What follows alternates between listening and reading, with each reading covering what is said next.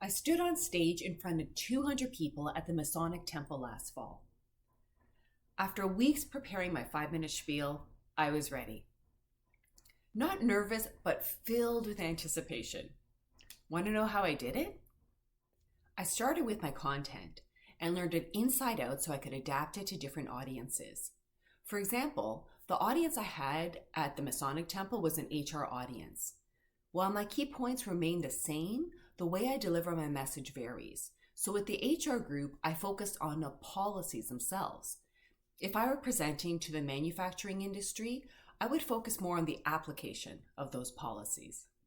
I reframed my nervousness as anticipation. There's no physiological difference between anticipation and nervousness. The body doesn't know the difference. It feels the same within the body. So using the example of butterflies in the stomach, I can interpret that in a positive way as helping me to focus my attention, or I can choose to see it negatively as impacting my performance. The first way is seeing it with anticipation. The other way is seeing my butterflies as nervousness. To shift from the negative to the positive, I have a few ideas.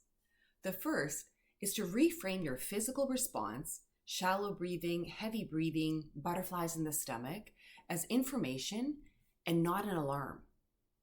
Second, acknowledge the saboteurs that are rising up within you. Then, choose to see things differently by adopting the mindset of your leader within. Third, try tapping, which is also known as the emotional freedom technique. And lastly, you could also try 4-part breathing, where you inhale for 4, hold for 4, exhale for 4, hold for 4.